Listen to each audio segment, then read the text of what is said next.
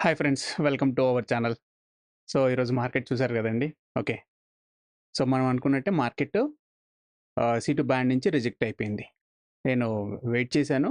So, దాన్ని బట్టి reject అయిపోయింది. నా వ్యూ అయితే C2 బ్యాండ్ కాంప్రమైజ్ అయితే డౌన్ సైడ్, కాంప్రమైజ్ అవ్వకపోతే అప్ సైడ్ అండి. సో, అది జెప్పాను. సో, కమ్ టు దట్ మార్కెట్‌కి బిఫోర్ ముందు. సో, మన ఫ్యూచర్ అండ్ ఆప్షన్స్ స్టిల్ మన సెబీ గైడ్‌లైన్స్ ప్రకారంగా టాక్సెస్ అనేది 30% అనేవి అనుకుంటుంది గదా! సో, అది నిజంగా చేస్తదా? ఆర్ చెయ్యదా? ఎందుకు చేయాలనుకుంటుంది? అన్న దాని గురించి చిన్న ఒక 5 మినిట్స్ టాక్ అండి. ఓకే. సీ కొంచెం డిఫరెంట్‌గా చెప్తున్నాను. ఓకే. సో, మార్కెట్ అనేది ఎలా ప్లే అవుతుందో మీకు అందరికి ఐడియా ఉన్నట్టుంది గదా! Based on support and resistance అని అనుకుంటారు. కాదండి.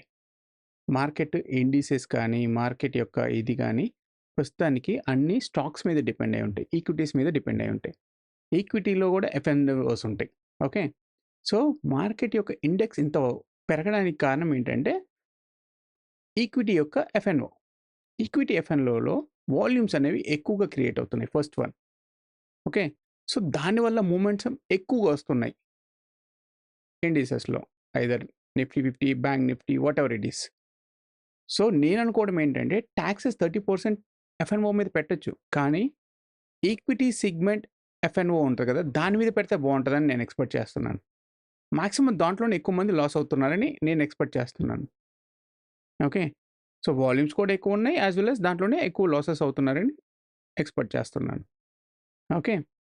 ఆహ్, మరి ఎందుకు ఇండిసెస్ మీద పెట్టకూడదు అని అనుకుంటే, యాహ్! ఇండిసెస్ ఎలా ప్లే అవుతాయండి? Weightage of the stocks. Okay. Like bank Nifty 50 తీసుకుందాం. 51 స్టాక్స్ ఆర్ 50 స్టాక్స్ మీద తీసుకుంటారు. ఓకే. దాని యొక్క యావరేజ్ 100%. ఆ యావరేజ్ యొక్క 100% మొమెంటమ్స్ ఏవి వస్తాయో as per weightage of the stock Reliance, bank sector, consumer sector ఇలాగా finance sector, okay. Energy sector ఇలాగా అన్ని సెక్టార్స్ డివైడ్ చేసుకొని నిఫ్టీ 50 ఫార్మ్ చేస్తుంది. సో, ఆ నిఫ్టీ 50 ఫార్మ్ చేస్తున్నప్పుడు అందులో స్టాక్స్ పెరుగుతుంటేనే కదా నిఫ్టీ 50 పెరిగేది. సేమ్ బ్యాంక్ నిఫ్టీ అయినా చూసుకోండి. ఒక 6-7 స్టాక్స్ ఉంటాయి. ఓకే. మెజారిటీ. ఓకే. ఆ మెజారిటీ పెరిగితేనే కదా మనకు బ్యాంక్ నిఫ్టీ ఎక్కువ మొమెంటమ్ వచ్చేది. Example HDFC, ICICI, okay. Axis, Kotak, SBI ఈ మెజారిటీ మోర్ దాన్ 67 ఆర్ 70% వరకు ఉందండి. అందుకే కదా మనము ఎగ్జాంపుల్‌గా ఇక్కడ చూడండి మీకు డాష్‌బోర్డ్ కూడా నేను క్రియేట్ చేశాను. అంతకుముందు మీకు ఒకసారి చెప్పాను. సో, మనకు మార్కెట్‌లో ఏముంటుంది, ఎలా ఉంటుందో అని డిసైడ్ చేసుకోవడానికి ఇక్కడ చూడండి. HDFC bank, ICICI bank, SBI bank, Kotak bank, axis bank, IndusInd bank. ఈ 6 స్టాక్స్ కలిగితేనే 80% అండి. ఇది పెరిగితేనే బ్యాంక్ నిఫ్టీ పెరుగుతుంది. అంటే దీంట్లో ఎఫ్ఎన్ఓ వాల్యూ పెరగట్లేదా? దాని మీద ఇంపాక్ట్ చేస్తేనే బావుంటదని నా అభిప్రాయం. Okay. Okay. So, real scenario చెప్తున్నాను మార్కెట్. ఇండిసెస్ ఎలా పెరుగుతాయి? ఈక్విటీ బేస్ మీద. ఈ ఈక్విటీలో కూడా ఎఫ్ఎన్ఓస్ ఉన్నాయి కదా! ఆ ఈక్విటీలో ఎఫ్ఎన్ఓలో సో, లైక్ ఎగ్జాంపుల్‌గా రూ. 2, రూ. 5, రూ. 10 ఈచ్ స్ట్రైక్ ప్రైజెస్ ఉంటాయి. ఒక్కొక్క ఈక్విటీని బట్టి. అది కొంచెం ఎక్కువ పెట్టండి. క్వాంటిటీ ఎక్కువ పెట్టండి. ఓకే. సెల్లర్‌కి ఎక్కువ ఇవ్వండి. బయర్‌కి కూడా ఎక్కువ ఇవ్వండి. మార్జిన్. హ్మ్. సో, అప్పుడు మీకు లాసెస్ కోసం అంటే రాడు. ఎక్కువ లాస్ అవుతుంది. ఎక్కువ బడ్జెట్ పెట్టాల్సొస్తుందని చెప్పేసి రాడు. ఇలా పెడితే సెబీ పర్ఫెక్ట్‌గా ఉంటదని నేను ఎక్స్‌పెక్ట్ చేస్తున్నాను. ఓకే. లేదు అనుకుంటే అందరూ ఇండిసెస్ మీద కూడా పెట్టాలి అనుకుంటే first of all thing SEBI ఎందుకు ఇన్ని ఇండిసెస్‌ని ఇంక్రీజ్ చేసింది? చేస్తే ఓకే. Average point okay. దాని మీద ఎండ్ ఆఫ్ ఎన్‌ఓ ఎందుకు పెట్టింది? సెబీ కూడా అమౌంట్ జనరేట్ చేసుకోవాలనుకుంటుంది. సో, ఎంప్లాయీస్ ఉంటారు కదా! వాళ్ళకి కూడా. So, they have to pay amount. నేననుకుంటున్నాను. Disclaimer guys. నేను వ్యూ చేస్తున్నాను అంతే ఎక్స్‌ప్లనేషన్.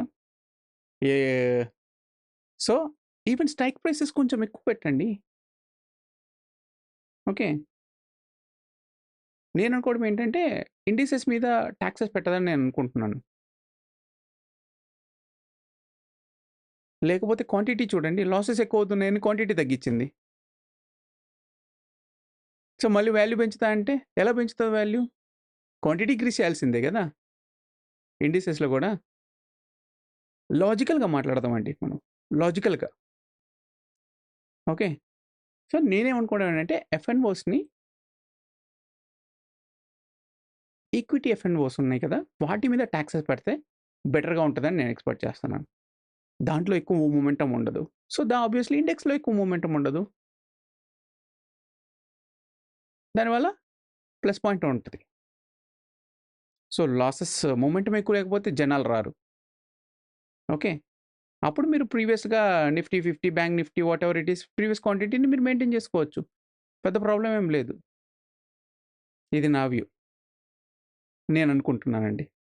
లేకపోతే ఎక్కువ అవుతుందని జెప్పేసి క్వాంటిటీని తగ్గిచ్చేసి, ఓకే. లాట్‌లో క్వాంటిటీని తగ్గిచ్చి, క్వాంటిటీని రిస్ట్రిక్షన్స్ చేశారు. అన్నీ చేస్తున్నారు గదా! అయినా గాని వాల్యూమ్ ఏమైనా ఇంపాక్ట్ అవుతుందా? ఎగ్జాంపుల్ 100 క్రోర్స్ మెంబర్స్ అబోవ్ ఉన్నారండి మన ఇండియాలో. Assume it 10 crores demat holders ఉన్నారు. 2 క్రోర్స్ మంది మెంబర్స్ ట్రేడింగ్ చేస్తున్నారనుకుందాం. ద వాల్యూమ్ చూడండి. ద రేషియో చూడండి. సో, వేరే కంట్రీస్‌తో కంపేర్ చేసుకోకూడదు. వేరే కంట్రీస్‌తో కంపేర్ చేసుకున్నప్పుడు ప్రతి కంట్రీస్‌తో మనం కంపేర్ చేసుకోవాలి. వాళ్ళెంత అడ్వాన్స్‌లో ఉన్నారు? వాళ్ళ కరెన్సీ వాల్యూ ఎంతుంది? ఇవన్నీ ఫ్యాక్టర్స్ కూడా ఉంటాయి. అంటే నా అభిప్రాయం ఇవన్నీ. అలాగే సో, ఒకప్పుడు లేదు. ఇదొక సబ్జెక్ట్ కింద క్రియేట్ చేసుకొని, సో, మూవ్ చేసుకుందాం. స్టాప్ లాస్ అందరికీ ఉంటది. కానీ స్టాప్ లాస్ ఒక రిస్ట్రిక్షన్స్ పెట్టుకుంటే దాని లాసెస్‌ని లిమిట్ చేసుకుంటాం. దానికొక లేదంటే ఎన్ఐఎస్ఐఎం సర్టిఫికేషన్ ఉంది. సో, మీరది సర్టిఫై చేస్తేనే ఆప్షన్స్‌కి ఆహ్, ట్రేడ్ చేసుకోవడానికి యాక్సెస్ ఇస్తాము అని ఇలాంటి రూల్ పెట్టండి. ఆ సర్టిఫికేట్ అప్‌లోడ్ చేయాలని. దానివల్ల చదువుకుంటూ ట్రేడ్ చేసుకునే వాళ్ళు బోలెడు మందొస్తారు. అదొక సబ్జెక్ట్ కింద ఉంటది. ఇవన్నీ నేననుకుంటున్నానండి. ఓకే.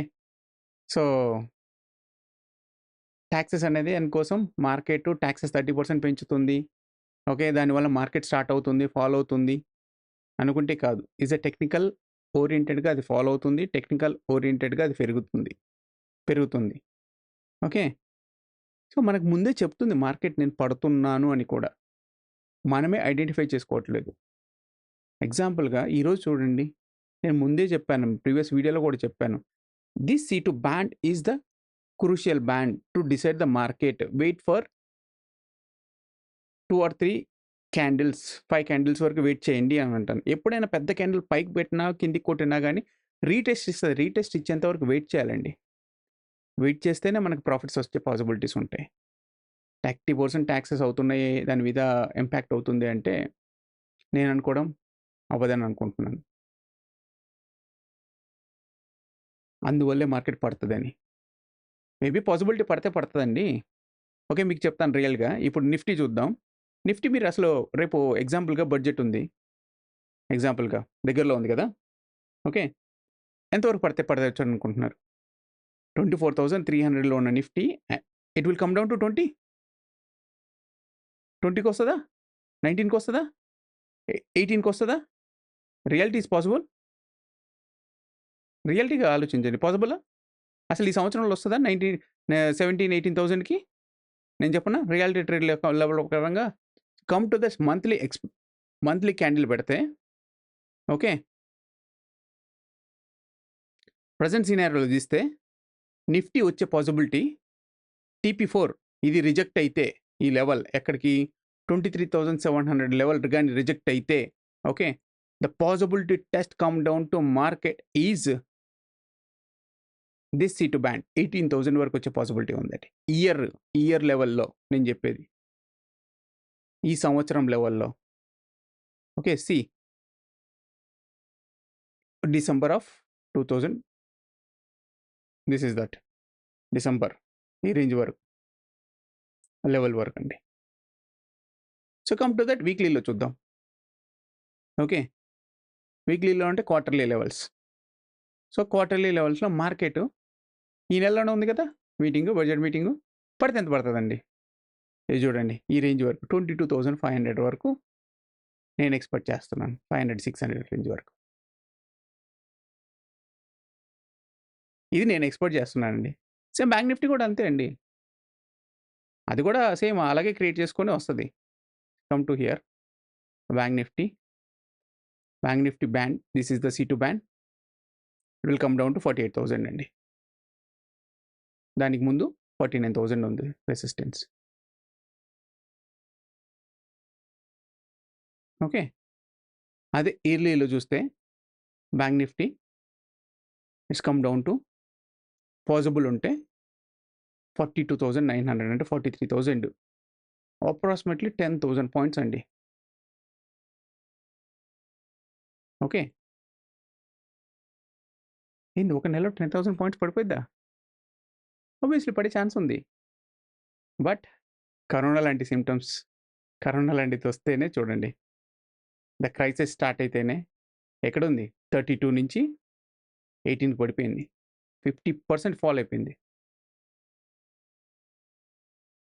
ఆ లెక్కలో 50% వేసుకోండి. 52 27కి రావాలి. 27 అంటే ఎక్కడ ఉంది? ఈడాడో ఉంది. ఈ రేంజ్లో ఉంది. మన TP4 బ్యాండ్లో ఉంది. ఈ వరకు వస్తుందా? పడ్డ మార్కెట్ మళ్ళీ రైజ్ అవ్వకుండా ఉంటుందా? ఓకే. ఇవి పడ్డాయంటే ఆబ్వియస్లీ ఈక్విటీ కూడా పడుతుందండి. ఈక్విటీ యొక్క యావరేజ్ కదా ఇది ఇండిసెస్ అనేది. ఓకే. ఆ యావరేజ్ కూడా పడిపోయిద్ది నేను అనుకుంటున్నాను గైస్. ఓకే. HDFC బ్యాంక్ చూడండి, పడితే 1100 రేంజ్కి వస్తుంది. ఇక్కడ చూడండి ట్రెండ్ లైన్ గీయండి, ఆల్రెడీ డౌన్లోనే కనబడుతుంది మంత్లీ టైం ఫ్రేమ్లో. అంటే ఈచ్ క్యాండిల్ మంత్లో అయితే ఇక్కడ నుంచి ఇక్కడ ట్రెండ్ లైన్ గీయండి, మీకు కనబడుతుంది కదా. ఫాల్ డౌన్, రీటెస్ట్, ఈ లెవెల్ సస్టైన్ అయితేనే పైకి వెళ్తుంది, లేదంటే కిందికి వచ్చేస్తుంది. సి గైస్, న్యూస్ అనేది ఇంపాక్ట్ మీద ఉంటుంది, బట్ ఒక సర్టన్ లెవెల్లో ఉంటుంది. మీరు స్టాప్ లాసెస్ మెయింటైన్ చేసే వాళ్ళైతే న్యూస్ ఇంపాక్ట్ బేస్ మీద కూడా ట్రేడ్ చేసుకోవచ్చు. లేదు అనుకుంటే మేము స్టాప్ లాస్ మెయింటైన్ చేయం సార్, మాకు ఎక్కువ ప్రాఫిట్ కోసం వెయిట్ చేస్తున్నాము అనుకునే వాళ్ళకైతే ఇంపాక్ట్ ఉన్న రోజు ట్రేడ్ చేయకండి. ఇంపాక్ట్ రేపు అవుతుంది అనగానే ఈ రోజు, రేపు, ఎల్లుండి 3 రోజులు ట్రేడ్ చేయకండి. ఓకే, అర్థమైందా గైస్? నేను అనుకోవడం ఏంటంటే మార్కెట్ ఇలాగే రన్ అవుతేనే బాగుంటుందని నేను ఎక్స్పెక్ట్ చేస్తున్నాను. గవర్నమెంట్ కూడా నేనేమనుకుంటున్నానంటే బ్యాంక్ నిఫ్టీ అయినా నిఫ్టీ అయినా కానీ ఈ ఇండిసెస్ మీద ట్యాక్సెస్, FNO ట్యాక్సెస్ పెట్టకుండా ఉంటే ఓన్లీ ఏ సెగ్మెంట్ మీద, ఈక్విటీ FNO మీద పెడితేనే ఉపయోగం ఉంటుందని నేను ఎక్స్పెక్ట్ చేస్తున్నాను. సో అది guys. So come to that regularly ఇవి ఎలాగొండ వేయాలండి. సో మన సినారియో మనకు వచ్చేద్దాం. సో బ్యాంక్ నిఫ్టీ ఎలా ఉండబోతుంది, నిఫ్టీ ఎలా ఉండబోతుంది? సో ఈరోజు చూడండి బీభత్సంగా ఉందండి. ఈవెన్ మన వీక్లీ అనాలిసిస్ వీడియోలో కూడా చెప్పాను, మంగళవారం అవ్వకపోతే బుధవారం ఫాల్ అయ్యే ఛాన్స్ ఉంటుంది అని అన్నాను. బ్యాంక్ నిఫ్టీ స్పెషల్లీ మీరు వీక్లీ అనాలిసిస్ వీడియో కూడా చూడండి, మీకు అర్థమవుతుంది. ఓకే. ఫాల్ అయింది, రీటెస్ట్ తీసుకుంది, ఇక్కడ dynamic support and dynamic trend line కూడా, dynamic resistance and dynamic trend line and ఇవి కూడా ఫామ్ చేసినాయి రెడ్ కలర్లో. Obviously it is come down to test yellow band, ఇక్కడ వరకైనా ఉండండి. Then come to 3 and TP4 ఇక్కడ ఉంది. Even you see here, this is the virgin CPR actually. అంతకుముందు ఉన్న రోజు CPR టచ్ చేసి పైకి వచ్చేసింది. So it's came down to supporting our levels. It's came up, retest and went out. If you see here, this TP1 test out. మన TP2 level దగ్గరలో చాలాసేపు play చేసింది. ఇక్కడ నుంచి when our retest it's come, it breakout. ఈ C2 band చెప్పాను కదా, C2 band అనేది వెరీ స్ట్రాంగ్గా ఉంది. సపోర్ట్ బ్రేక్ చేసింది, దెన్ ఇట్ బికమ్ ఏ రెసిస్టెన్స్గా ఉంది. ఇది ఫస్ట్ సపోర్ట్ అండి. సపోర్ట్ బ్రేక్ చేస్తే ఏమవుద్ది, మళ్ళీ రీటెస్ట్లో రెసిస్టెన్స్ అవుతుంది. That's it. ఓకే, రేపు ఎక్స్పైరీ ఉంది. సో ఈ ఎక్స్పైరీ ఎలా ఉండబోతుంది అనేది చూద్దాం. So come to that expiry సినారియోలో చూస్తే ఈ లెవెల్స్ కంటే ఈ లెవెల్స్ కొంచెం బ్రాడ్గా ఫామ్ చేసినాయి అండ్ డౌన్ సైడ్ ఫామ్ చేసినాయి. Obviously I expected as a tomorrow Nifty అనేది వోలటైల్ ఉండబోతుంది అని నేను ఎక్స్పెక్ట్ చేస్తున్నాను. ఐదర్ అది గ్రీన్ ఉండొచ్చా, రెడ్ ఉండొచ్చా అనేది సెకండరీ విషయం. దీనికి గ్రీన్ ఉంటదా, రెడ్ ఉంటదా అనేది దానికి చెప్పాలంటే ఫస్ట్ కండిషన్ ఈ C2 బ్యాండ్ కాంప్రమైజ్ అయితేనే, అంటే పై వైపు ఉంటేనే రెడ్ అయ్యే గ్రీన్ అయ్యే ఛాన్స్ ఉంది మార్కెట్ పై వైపు. ఎండ్ ఆఫ్ ద మార్కెట్ కూడా చెప్తున్నాను. లేదు ఇది నేను మార్కెట్ని బ్రేక్ చేయలేకపోతున్నాను అంటే ఓకే, గుర్తుపెట్టుకోండి గైస్, 24,450 లెవెల్స్. ఈవెన్ మీరు ఓఐ డేటా అయినా చూసుకోండి, 400, 450 ఆర్ 500 లెవెల్లోనే ఎక్కువగా కాల్స్ షార్ట్ చేసిన వాళ్ళు ఉంటారు. ఓకే, నాకు ఓఐ డేటాతో పని లేదు. చూస్తాను, ఎప్పుడో ఒకసారి చూస్తాను, వారంలో ఒకసారి. మ్యాక్సిమం దీంతోనే రన్ చేసుకుంటాను. So market will be play in between of 24,450 range to 24,150 రేంజ్లోనే ప్లే అవుతుందండి రేపు expiry. Okay, so come to that bank Nifty. Bank Nifty కూడా చూడండి, మీకు ఆల్రెడీ మార్నింగ్ కూడా చెప్పాను, ఈవెన్ మన టెలిగ్రామ్ ఛానల్లో కూడా అప్లోడ్ చేశాను. ఓకే, సో వాలటైల్ బాగా క్రియేట్ చేసింది. ఈవెన్ నేను చెప్పాను వాలటైల్ టు డౌన్ సైడే ఉంది అని చెప్పాను. నేను లెవెల్స్ పోస్ట్ చేయలేదు, దానికి ముందు మార్కెట్లో చెప్పాను, నిన్న కూడా అనాలిసిస్ వీడియోలో చెప్పాను. ఈ C2 బ్యాండ్ కాంప్రమైజ్ అయితే కింది వైపు వస్తుంది, కాంప్రమైజ్ అవ్వకపోతే పై వైపు తీసుకుంటుంది మార్కెట్ అని చెప్పాను నిన్న మీకు. అది ఫస్ట్ క్యాండిల్లోనే డిసైడ్ చేసింది. సెకండ్, థర్డ్ క్యాండిల్లోనే జస్ట్ రీటెస్ట్ ఇచ్చింది కొంచెం పైకి.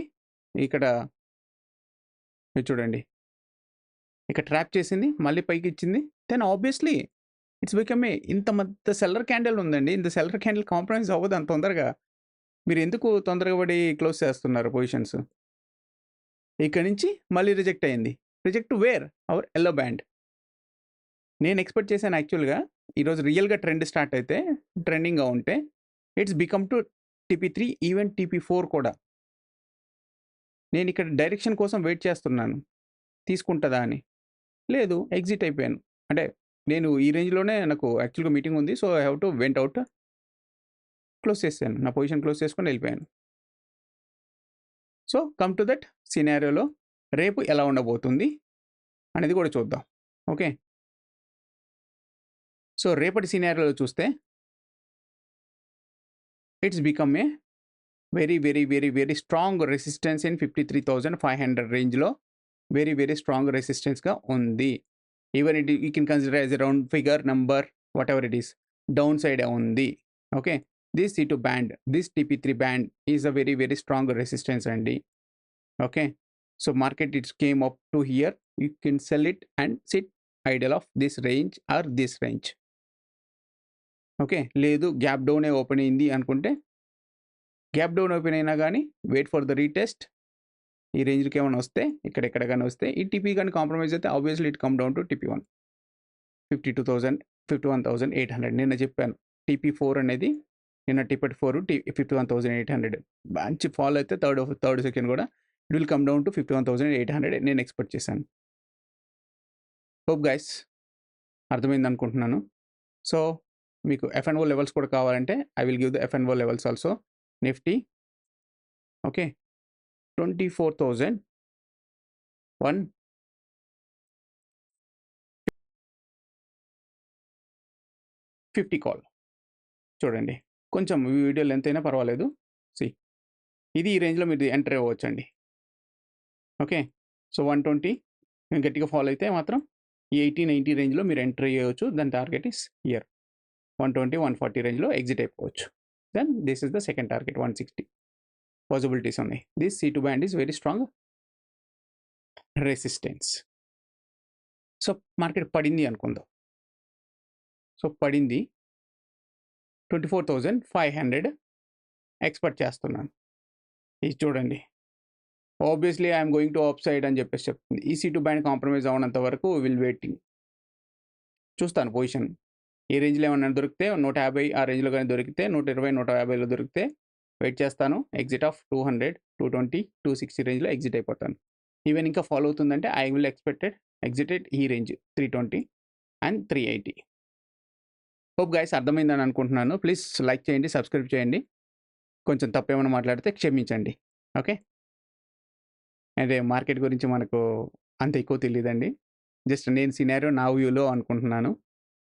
నాకు నేను అనుకున్నది మీరు ఏకీభవిస్తే కింద కామెంట్ చేయండి. ఓకే. Bye guys.